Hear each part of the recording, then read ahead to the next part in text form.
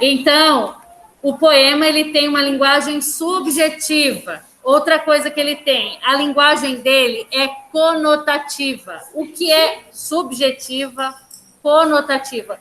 O que é ser conotativo? O que é a conotação? Alguém sabe dizer para mim a diferença entre a linguagem conotativa e a denotativa? Não, prof. A linguagem Nem denotativa é quando nós pegamos o dicionário e procuramos a palavra amor. Aí, na palavra amor, deixa eu pegar aqui, eu vou procurar um dicionário informal mesmo da internet.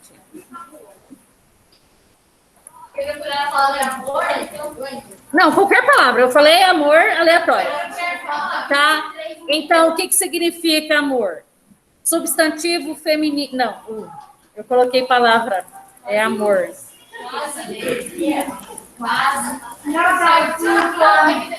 Amor. O que significa amor, gente? Ó, substantivo masculino. Escutem. Significa forte afeição por outra pessoa, nascida de laços de consanguinidade ou de relações sociais. Consanguinidade, alguém sabe dizer para mim o que significa? De sangue. Então, o amor pelo pai, pela mãe, pelos irmãos. Então, isso é consanguíneo. Agora, de relações sociais, é quando você sente amor por uma pessoa que não seja da sua família, tá? Relações sociais são quando nós temos contato com outras pessoas, né? E temos sentimento por elas. Outro significado. Não, aí calma aí, deixa eu ver aqui o outro significado que eu quero. Por isso que eu falei a palavra amor.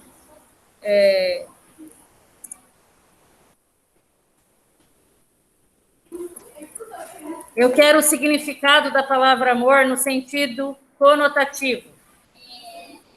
Vou falar para vocês. Não, escuta, é para escutar. É silêncio, é só escutar. Só isso. Vou falar para vocês. O que significa o amor numa linguagem conotativa?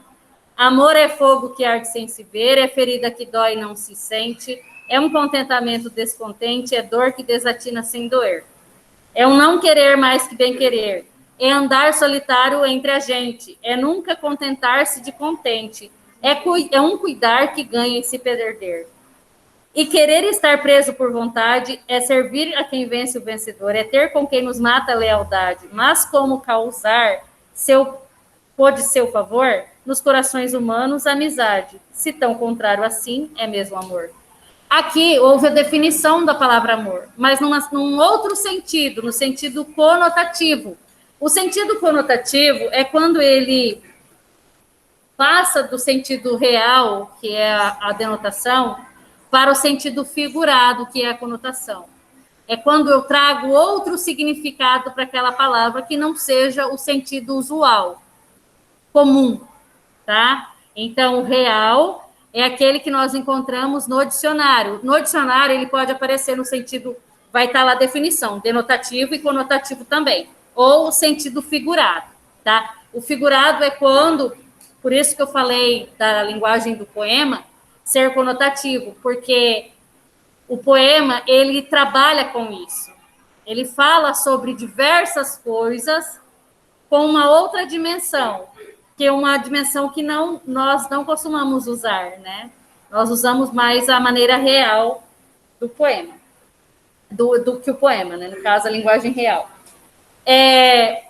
Também outra característica que eu posso dizer, ele é plurissignificativo. O que significa ser plurissignificativo? Vários significados. O plural? É o plural, vários significados. Por isso que quando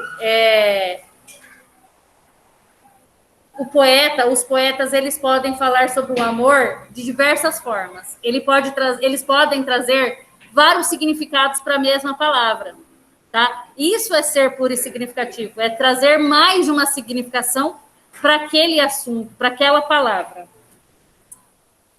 Deixa eu ver outro item que dá para falar. Ele é ficcional, tá? Quando a gente fala de literatura, a literatura ela é ficcional, tá?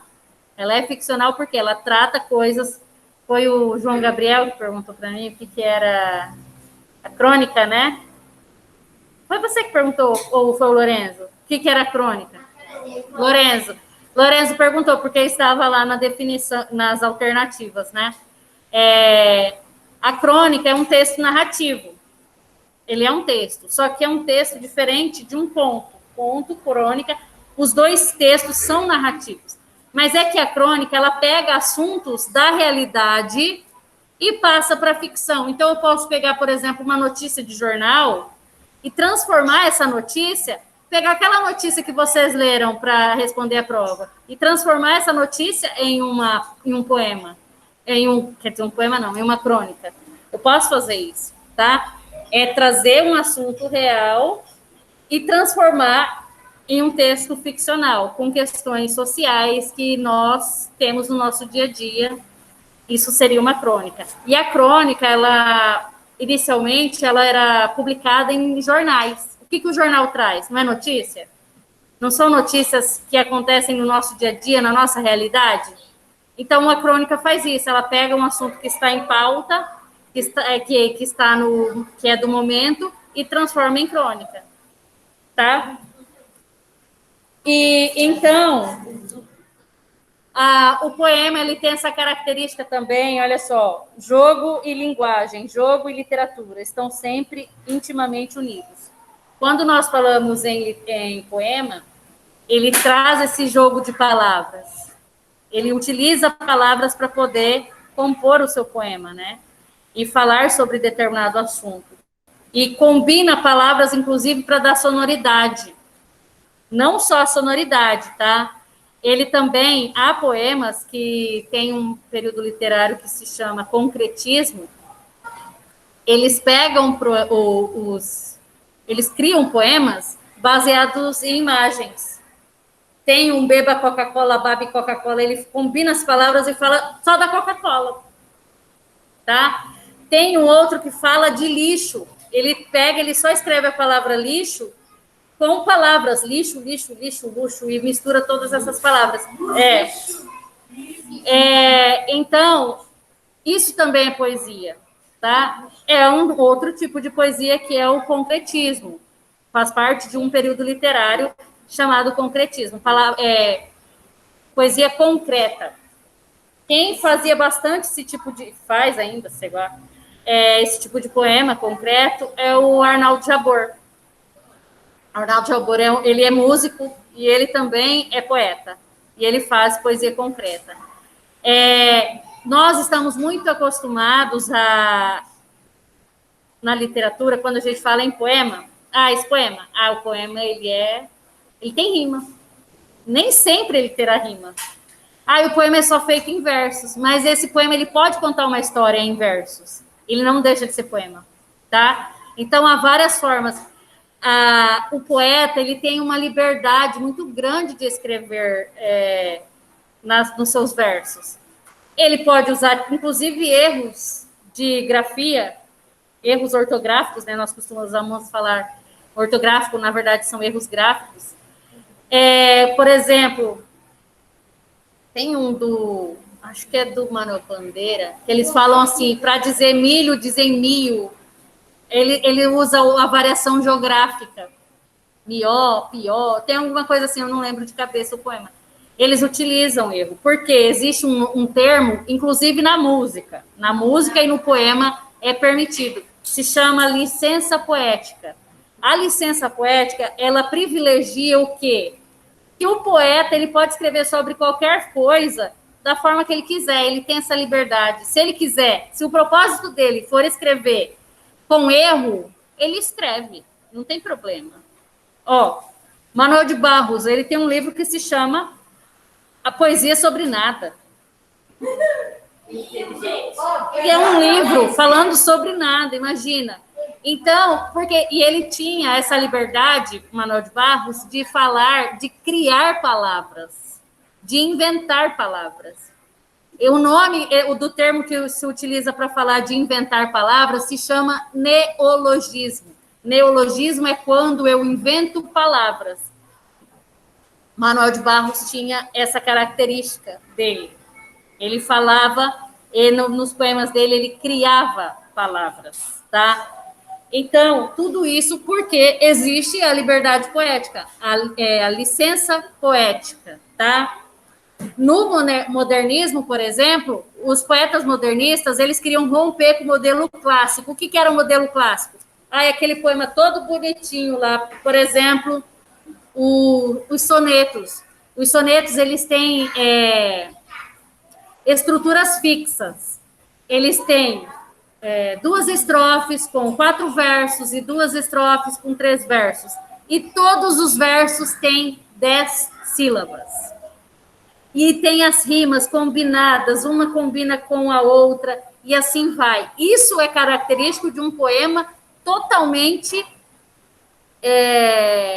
estruturado de acordo com o modelo clássico, tá? Aquele poema que eu li para vocês, Amor é Fogo que Arde Sem Se Ver, do Camões, ele é extremamente clássico. Ele pertence ao classicismo português. Então, se vocês forem observar, analisar o poema, as palavras finais rimam, em cada verso rima com um ou outro. Amor é o fogo que arde sem se ver. É ferida que dói e não se sente. É um contentamento descontente. É dor que desatina sem doer. Então, o primeiro verso rima com o quarto verso. O segundo e o terceiro rimam juntos. E assim sucessivamente. Vai aparecer nos outros versos, tá? Isso se chama a estrutura de um poema clássico. E quando nós nos deparamos com poemas que são diferentes, como eu falei para vocês, do poema dos modernistas, os modernistas queriam romper. Então, eles mudaram o vocabulário, eles trouxeram vocabulários mais próximos do brasileiro, que é o regional. Entenderam? Ou para criticar, por exemplo, as pessoas que... criticar a sociedade em relação às pessoas que são esquecidas, né? São as pessoas que não têm escolaridade. Então, eles trouxeram isso, porque antigamente, na literatura, só privilegiava o quê? O burguês, quem tinha acesso à educação, quem tinha... O rico, né? O rico. Então, a poesia parecia isso. E quando os modernistas trouxeram, eles quiseram trazer a brasilidade. Se vocês forem pensar na arte, por exemplo, Tarsila do Amaral, ela trazia o verde e o amarelo como cores predominantes nas obras dela, para remeter ao quê? Ao Brasil. Em que as figuras, elas não tinham mais formas como que nós caracterizamos como padrão de bonito. Eles traziam na figura, Tarsila do Amaral trouxe em Obapuru, trouxe uma figura que eu chamo Obapuru, em que a cabeça era pequenininha e o corpo grande. Por que a cabeça era pequena e o corpo era grande na obra dela? Vocês conhecem essa obra? Professora, eu tenho uma suspeita, por quê? Pode falar. Pode. Porque o corpo, a cabeça representava aquele meio azul da bandeira do Brasil. E o corpo era o resto da bandeira. Não. Professora, que obra? Obapuru, de Tarsila do Amaral. A cabeça era pequena e o corpo era grande para representar o quê? O corpo ser maior, representar a força, o trabalho braçal. E a cabeça pequena, então, em que valorizava mais a força física do que o intelecto. Era uma crítica. Então, o que as pessoas queriam? Elas queriam pessoas menos esclarecidas para quê? Para o trabalho que exige força, né? Então, existia uma crítica nesse sentido naquele poema, tá? Então, quando eu falo de poemas modernos, os modernos, eles mostram coisas que antes não eram privilegiadas, não eram lembradas, e ele começa a trazer esses, vamos dizer, os excluídos nas obras. E até as obras, elas já começam a romper, eu falando em estrutura, tá? Romper com o modelo clássico, que é os sonetos, por exemplo. Os poemas que são todos metrificados, com rimas, todo bonitinho, todo redondinho. Vou falar redondinho no sentido de... A gente olha e fala, nossa, isso aqui é um poema. Organizado. Agora, ele é organizado, isso mesmo. Tá? Então, Quando a gente vê na página 52, Passa Passarinho, vocês podem ver. Isso é um poema. Parece um poema? Página 52 da apostila. Parece um poema? Um pouco, Não, professora. não parece um poema. Mas, Parece. olha só. Passa passarinho, pousa, cisca, nada, pia breve, bico fome, curto, sol, sai, bate asas, vai, voa, convida, roda, voa embora. Então, aqui dá para mostrar bem o ciclo do pássaro. Professora. O que o pássaro faz? Olá. Ele pousa, ele pia, ele é curto, é pequeno, ele tem fome, ele bica, ele sobrevoa enquanto é dia, por exemplo. Ele pousa numa árvore. Então, tudo isso está relacionado ao pássaro. E quando a gente vê essas palavras, pode falar? Pode. Quando vocês veem essas palavras soltas assim, dessa forma, dá para lembrar o quê? Como se eles estivessem voando mesmo, né? Como se eles estivessem no sol. E aqui essa cor lembra a cor do sol, né? Mais ou menos, mas lembra. Ô, professora, Oi. depende também do jeito que a gente lê. Não foi de um poema. Depende do jeito que a gente lê as palavras. Tá. Então, enquanto não encerra a aula, vocês vão responder as perguntas 1 e 2 da página 53, tá? 1 e 2, página 53.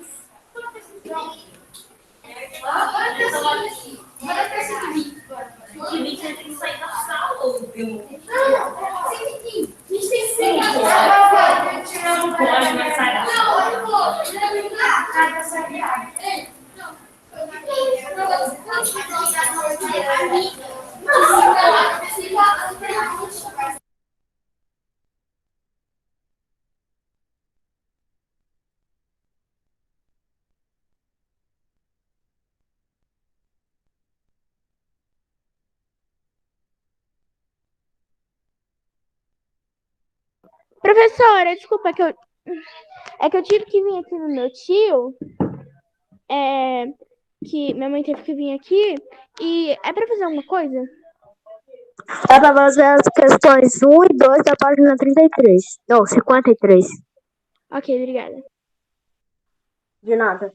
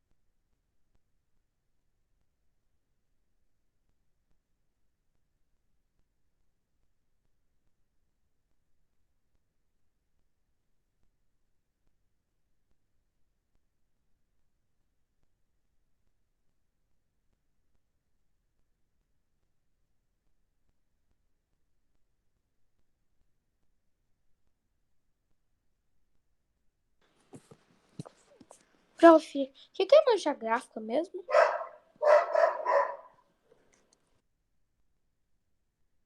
Prof, o que é mancha gráfica?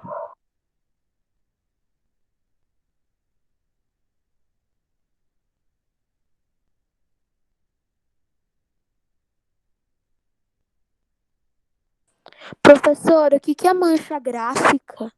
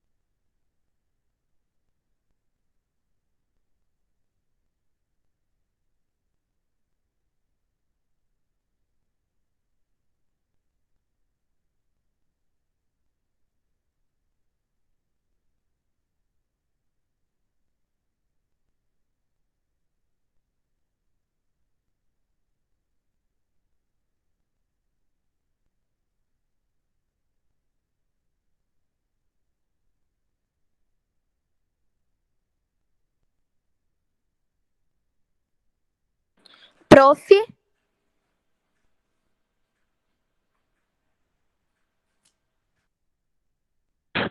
A professora saiu da aula. Ah, tá. Não tá me ouvindo. A internet da professora caiu? Não, ela ainda tá aqui na sala. Ela tá ali. Ela tá sem fone. Ela tá sem fone. Agora ela tirou.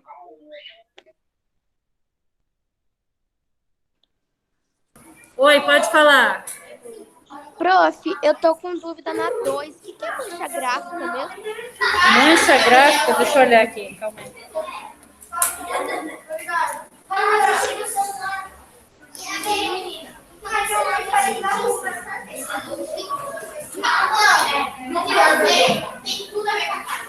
É a forma que o poema é distribuído, as palavras são distribuídas no poema. Fala de novo. É a forma em que as palavras estão disponíveis no texto. Ok. Entendi.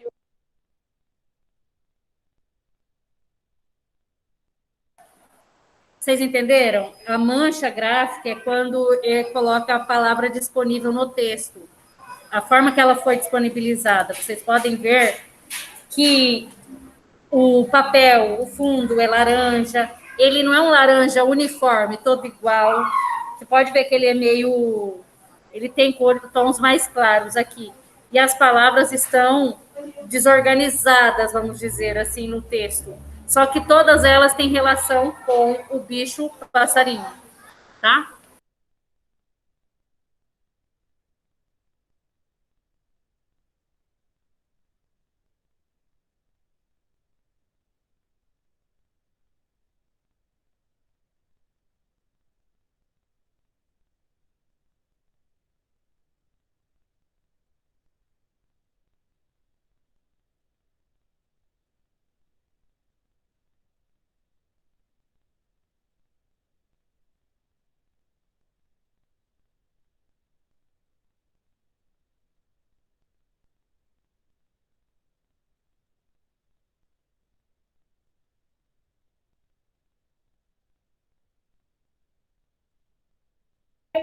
Prof, binônimo fantástico é o que mesmo?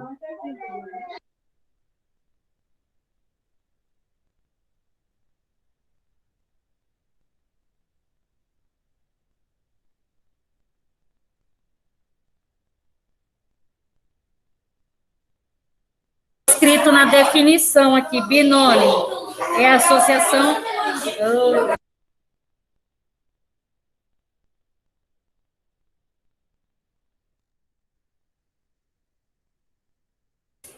Binômio é a associação de duas ideias, duas palavras, dois conceitos. Vai começar? Coloca no mudo aí. Fantástico. Chuva de passarinho e gaveta. Não pode ser passarinho na gaveta. Obrigada, prof.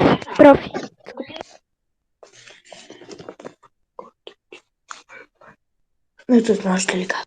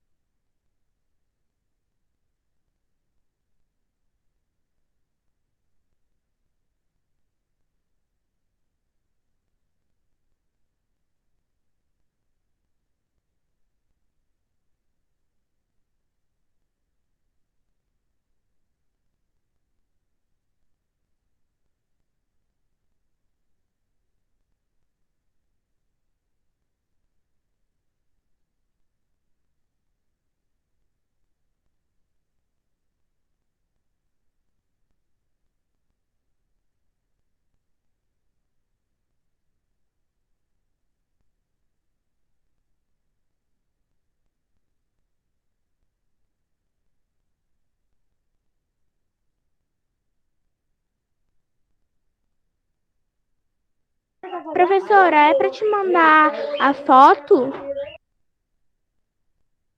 Ou não precisa? É para te mandar a foto? Pode mandar. Ok.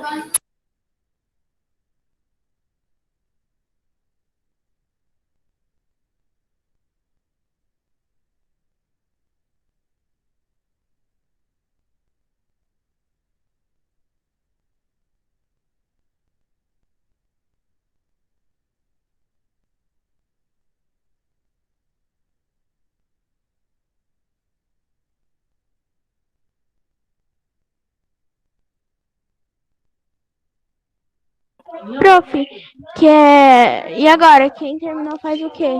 Espera, só?